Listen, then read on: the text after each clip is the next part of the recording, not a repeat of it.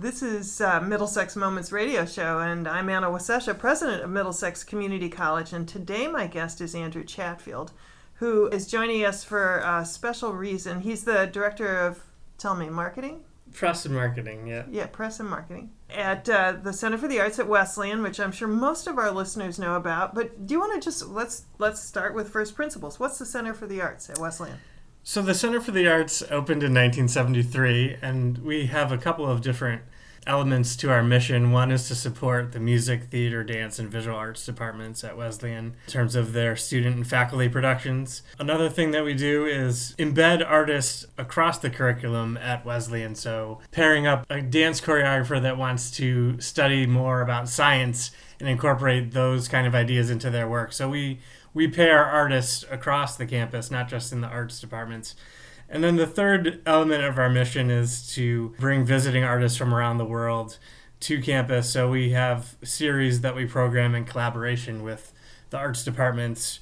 So we bring in musicians, theater companies, dance companies, as well as exhibitions for 3 galleries on campus.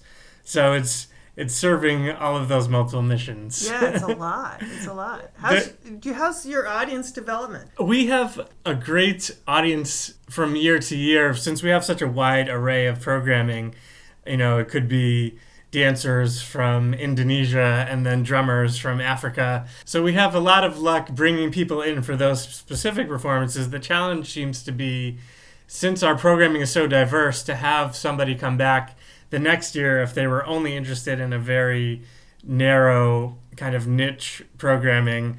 There might not be something the next season that appeals to them. So that's the challenge that we're currently facing, is trying to get people to come back year after year if they're only interested in a very narrow sort of programming that we present in a certain year, and then we might not present that same genre or artists from that part of the world again for another 4 years. Right. It's very eclectic. It's yes. The definition of eclectic, I guess. Well, our tagline is a world of arts in the heart of Connecticut. So we really do there were over 24 different countries represented in the past 3 years in terms of bringing artists from different parts of the world. So for you, it must be great, right? You're learning a lot about artists that you might never have discovered before. For me, it's fascinating. I was just saying that I was finishing writing our fall brochure for this fall, and as part of that process, I research all the artists that the committees select to bring to campus, and it's a wonderful process for me to learn about the artists and then look forward to them actually coming here over the next season. I'm part of the music committee, so I'm more closely involved in selecting the artists that come on that series, but it's interesting to see what the dance and theater committees come up with. Right. One of the reasons that I was really excited to have you on the show was that you do so many things, one of which is you have been faithfully raising money for the Stephanie Nelson Memorial Scholarship Fund. I think we should talk about that because that's coming up relatively soon on June 18th. But before we do that, let's take a break, and then when we come back, we can talk about it at length. So we will be right back. Well, we're back to the Middlesex Moments Radio Show and Andrew Chatfield. Andy. Andrew's just for the business card. Okay. All right. Okay, so Andy. So Stephanie Nelson, tell me first of all how you met her, and then let's talk about this scholarship event. So I met her when I started at Wesleyan, I guess in 2011. She was studying here at Middlesex, but I knew her from Nardelli's Grinder Shop, where I would frequently get lunch, and she was always the one that would make my sandwich. So I'd see her on a daily basis. I started talking to her, and she said that she was studying broadcast communications and journalism here at Middlesex, and I had the idea to get some assistance because I'm always swamped over at Wesleyan, and there's no communications department there, and someone that's actually studying communications here at Middlesex could benefit from getting some real life experience helping me out in the marketing department at the Center for the Arts. So I created an internship where she would work with me and she would get credit here towards her degree. So she didn't start interning for me until 2013, and she did that for 150 hours. So she finished in, I think, January of 2014. And then after that, I actually hired her as a paid part-time temporary assistant for a couple months, and then she got some other job opportunities and moved along. So that's how I got to know her and started working with her. And so then something happened for her. So there was a tragedy last year, January 2015. She passed away suddenly, and it was hard for me to process because she was such a bright and vibrant person, and the last time I saw her was about a month before she passed away, and she said she was actually thinking of changing fields and going into education, but I felt like whatever she went into, she was going to have a bright future. So it was a shock to lose her. And I went to the funeral and saw that it was such a great loss for her family and friends. And I wanted to do something in her memory. And I thought the best way to do it was to have some connection to Middlesex where she was studying and help out people that were in the same program that she was in broadcast communications and journalism. So I wanted to create a scholarship in her name to help Middlesex students, and with a preference for people that were going into the same field that she was studying. It's a really philanthropic instinct of yours to do something like that. I mean, I feel like the thing that I have to give is music. As we were talking about, I'm a musician, so the way that I could help raise money for a scholarship is to perform a concert and give the proceeds to the scholarship fund. And so last year was the first annual concert, and we covered the Beatles' White Album, and then... So you got to stop and say, what is a cover? So we covered it. So a cover is to perform an entire album. So we played the entire White Album by the Beatles, just 30 songs. Do you do it in the order that it's on the album? In the order of the album. So last year it was 2 sets. First set was the first album, and then the second set was the second album. Yeah. How long did it take? That show, I believe it's around 95 minutes for the album. I'm uploading videos from that show at this moment to YouTube. I have almost the whole first album up, and I'm going to post the rest of the videos over the next week or so. So if you want to see those, you can check them out on YouTube. That would be fun. That would be fun. So you recruit your musician friends. So this was a huge project to do the White Album last year. There was a 21-person band, so I had a full horn section, string section, 3 vocalists, 2 guitarists. Wow. And so I'm actually still looking to finalize the musicians for this year's benefit on June 18th. We're doing Sgt. Pepper's Lonely Hearts Club Band. So and there's horns and things. There's horns and strings on that too. So I reached out to a lot of the musicians from last year. Some of them have conflicts with the date, so I'm still looking to fill some of the slots. But we'll get it together before the 18th. And they have to learn they have to learn the music if they don't know it? Or? Yeah, so I have sheet music for everybody. Most of the musicians come in and read their part. Some of them spend a lot more time with the material in advance and memorize it. But yeah, most of us are reading the score. Right. You do a couple of rehearsals? Last year we did 3 rehearsals with the full orchestra. This year I've kind of scaled it back a bit, where I'm doing 2 rehearsals with the core rock band of the guitar, bass, drums, singers, and keyboards. And then all the extra strings and horns aren't going to come in until the dress rehearsal the day of. Yeah. Here on campus. And where are you going to do it? In Chapman? It's going to be in Chapman Hall here at Middlesex. 2nd floor of Chapman, parking in the lower lot. Lots of parking available. Yeah. And it's $25 per person? Yeah, and that includes a reception with food starting at 6 o'clock, and then the music will start at 7. And we'll play through all of Sgt. Pepper's. And then the second set, we're actually going to reprise some of the songs from the White Album last year. So Yeah, so, do you think that the Beatles, and I don't know if it's George Harrison was a composer as well, but certainly John Lennon and Paul McCartney, some of the greatest composers of the 20th century, would you say that? I love the Beatles.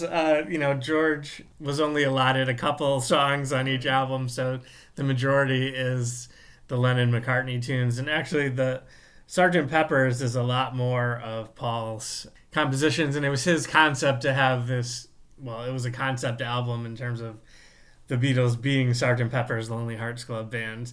And I also found out, funnily enough, from the clarinet player that's coming back this year that June 18th is Paul McCartney's birthday. Oh, nice. So we're playing Sgt. Pepper's on Paul's birthday. A birthday bash. Yeah. Well, last year was really successful. You got a good crowd?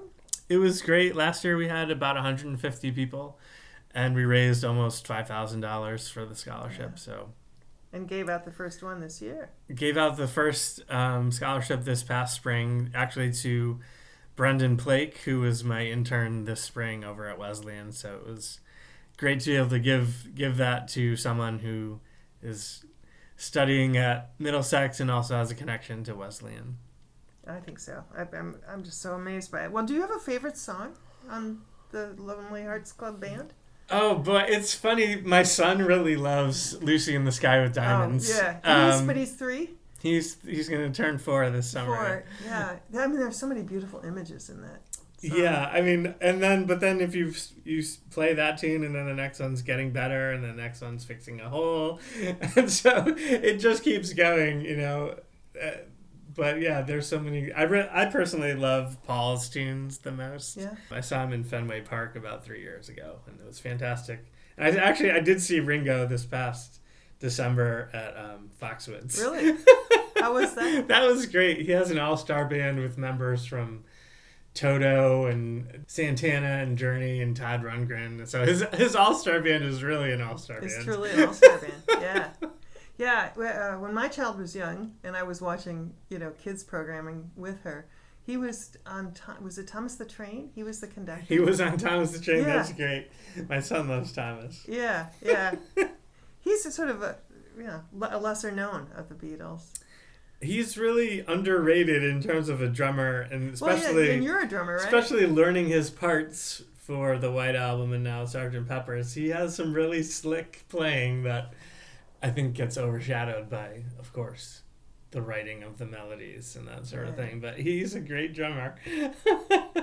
He played what was right for the song. Yeah, right. So when I think about Paul McCartney and John Lennon, I think about the articles that I've read over the years. I think it was George Martin, their manager, Mm-hmm. who at the point at which they were most productive, which, boy, that was a long time ago. Like, when did Sgt. Pepper come out? Like in the 60s? Sgt. Pepper's came out on June 1st, 1967. So actually, 2 days ago was the 49th anniversary of its release. Oh. Wow. I got to really pause and think about that. Yeah. But what I was going to say is that the stories were that they would basically show up to work in the morning, which I don't know when the morning started for the Beatles, but and kind of get locked in and told you can't leave until you've written at least one more song. I mean, they were that kind of pushed by their manager. That's really interesting. I know. I mean, George Martin was a fantastic producer. I actually want to do more research into and reading of the history of the Beatles. I've done that for some other artists, but I haven't dug in as much as I'd like to. And I think, perhaps after I get through the performance on the 18th, I'll start reading a bit more about what went into making all these albums. Yeah. So do you subscribe to the theory that music is you're kind of born with it? I mean, there are gifts that you can optimize, but I don't know if you can really tell somebody, I want you to be a composer, go into a room and compose a song and come up with the same kinds of things that the Beatles did or that Mozart did or anybody else who's really got that gift. What do you think? I think it's a matter of putting in the hours. I know that there's the 10,000 hours quote where that's the length of time it takes you to master any craft, and that's the number of hours that the Beatles played together as a bar band in Hamburg before Really? they went back to Britain and were at the top of their craft. But they really honed their craft by playing 5 sets a night in a dive bar in Hamburg, for 10,000 hours, and that's where they got to the level where they could start. Being You're right. Masters of their craft. Yeah. Okay, so it's not just a spark of genius. Well, we got to take another break, and when we come back, we'll talk some more about music in general. Well, we're back to the Middlesex Moments radio show and Andy Chatfield, and I just want to repeat again, and we'll do it again just at the end of the show just to be sure everybody's got this. That's Saturday, June 18th, which is coming up very soon at 6 p.m. in the evening. There's going to be a second benefit concert where Andrew and his friends are going to do a cover of the Sgt. Pepper's Lonely Hearts Club Band, which is, I think, every album that the Beatles ever produced. Rubber Soul. I mean, each one was my favorite. Right. So that starts at 6, but the concert will start at 7. It's $25 person, and it's the coolest thing about it. I mean, there are so many cool things. One is it's a cover of a Beatles album. 2, that it's an opportunity to raise some money for the scholarship to honor the memory of this amazing student, Stephanie Nelson. So, but let's go back. So you're a drummer. So, okay, how did you get into drumming? How did I get into drumming? The first memory I have is wanting in 4th grade to start playing drums, and my recollection, which my mother does not agree with my memory, she told me that drumming wasn't music and I had to pick another instrument, so I picked trombone, which I excelled at until I got to high school, and I didn't want to be in marching band, so I started teaching myself drums on my own in my bedroom. My parents got me a kit as an early Christmas present at Thanksgiving, and then when I was going to go to college at Syracuse, I didn't know what I wanted to study.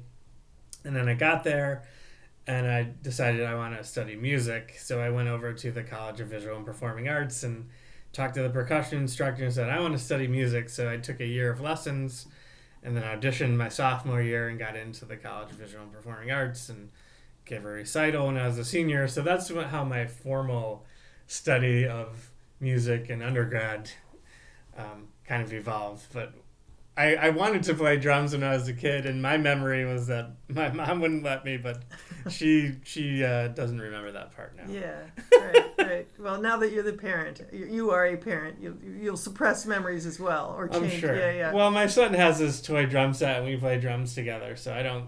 If he wants to play drums when he gets to 4th grade, I don't think I'll mind. Yeah. Do you listen to music all the time?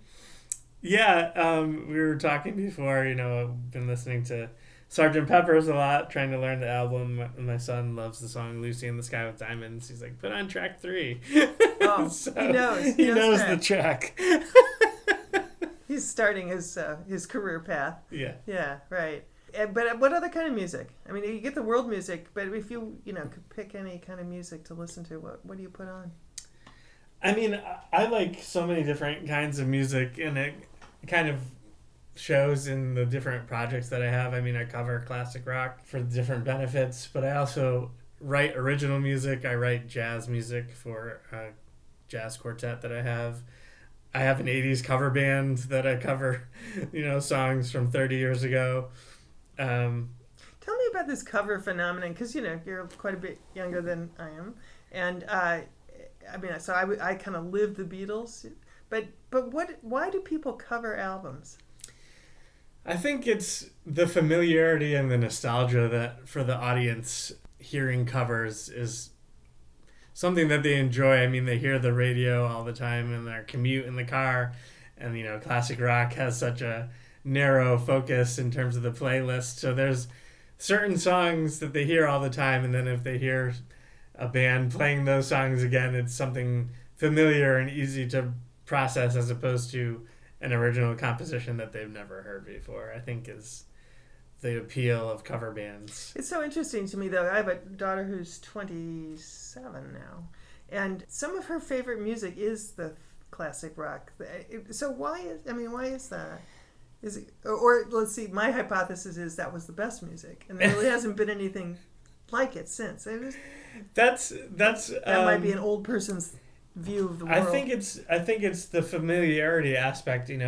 These radio stations selected a format that plays the same narrow playlist all the time, so that it's ingrained in the familiarity. It makes it something that's so popular. Whereas if they had pushed out another genre, or their playlist was focused on a different area, people tuned in and actually listened to it, they might have enjoyed that music more. But I mean, there are stations that focus on jazz and that sort of thing, but you don't see the numbers coming out to the jazz club. So it's a good question. Yeah, well, like what influences audience development is kind of the bottom question, and then and so does that mean maybe it's like there used to be, and maybe still are, hundreds of varieties of apples, but most people choose from among 3 or 4. Right. Because the grocery stores market them, you see them, on the apple a day keeps the doctor away ads and things like that. So there's this kind of narrowing of the range of experience of cultural, culture. There's a lot of factors that play into it. It's the mass media, radio markets. MTV used to be a factor, and they don't really focus on music as much. And kind of the fragmentation of a lot of the online interaction. People can find their smaller niche music, and there isn't as much reliance on the what Rolling Stone says about an artist. There's all these different music blogs that have smaller audiences, so everything is fragmented. And I think that points to like what the Beatles had was everyone in the summer of 1967 was listening to Sgt. Pepper's, whereas this summer this person is listening to something on Spotify, and this person's listening to something on Pandora, and this person's listening to another internet radio station or like the classic rock station. So it's not as a broad audience listening to one album. It's everybody listening to.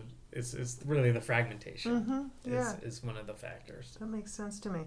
With the presidential campaign underway, it's always so intriguing to me to think about what music they select when they bring candidates into a big arena.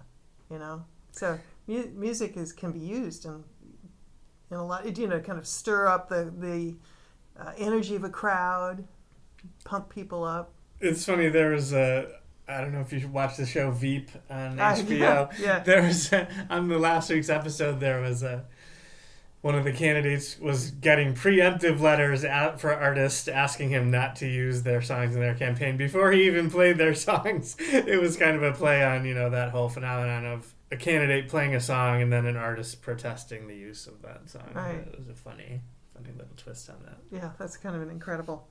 Veep is It's different, shall we say? Yeah.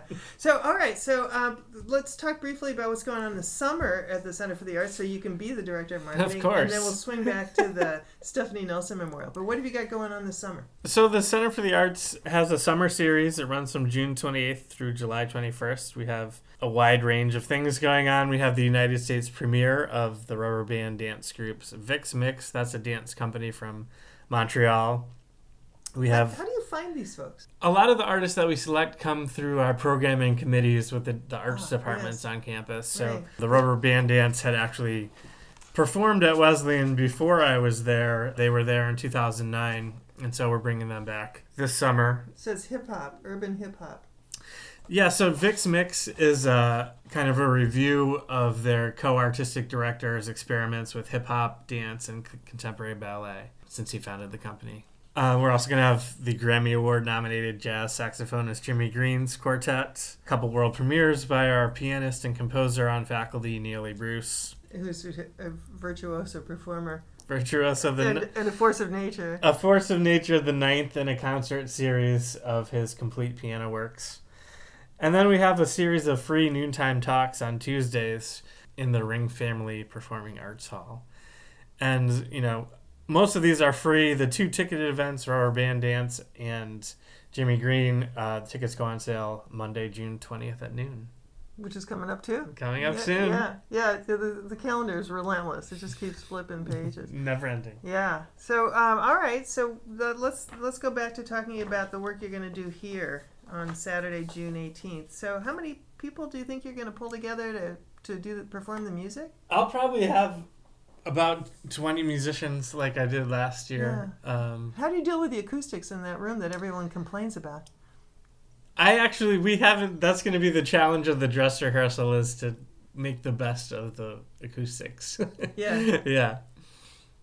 Yeah, swallow sound. And well, if you got 20, 21 people. Yeah.